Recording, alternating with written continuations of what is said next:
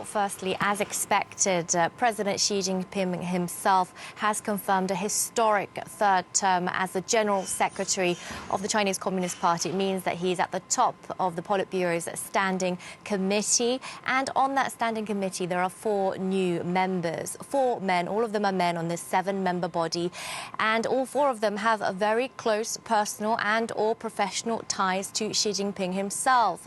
Whether they work together in Shanxi or in Zhejiang, their careers overlapped perhaps at several moments earlier on in their lives. We have Li Qiang, who is now number 2 in the pecking order, the party secretary of Shanghai, a long-standing ally of Xi Jinping's.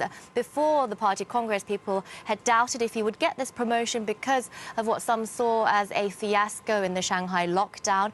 In the end, it turns out it didn't bother those in power at all. He has been promoted and he's likely to take over from Li Keqiang as Prime Minister when he steps down in 2023, in March of 2023. The other 3 men, Chai Chi, Ding Shuixiang and Li Xi, all very close to Xi, as I previously said.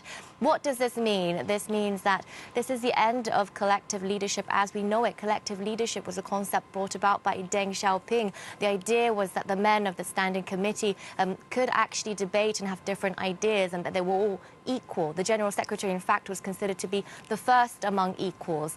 And this is the type of leadership that Xi Jinping has been trying to change. And with this shake-up we see with just his loyalists and his allies in this at the top of the Chinese political order, it looks like it's really the end of that type of governance as we know it.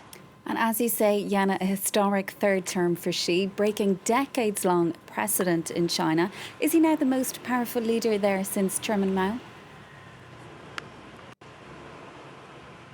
Well, on paper, he certainly is trying to be the most powerful leader since Chairman Mao. In Chinese modern history, there were 2 great political leaders, Mao Zedong and Deng Xiaoping. And it really seems like in the past few years, Xi Jinping has been trying to outdo Deng in terms of importance and in terms of the Chinese Communist Party's folklore. We see it with the way he's been extending his term limits. We see it by how his ideology has entered Chinese school curriculums and the party's constitution. And we've also seen it in the way he's overturning the Deng Xiaoping way of doing governance. Xi Jinping really has been consolidating power in a way we haven't seen in decades. But I would like to share this bit of information with you. I was speaking to a Chinese politics professor who had a very interesting analysis about this. He was saying to me that Deng Xiaoping's power didn't necessarily come from his titles, and that if Xi Jinping really was truly more powerful than Deng, he could step down. He didn't need another term in power. He wouldn't fear losing influence. So that is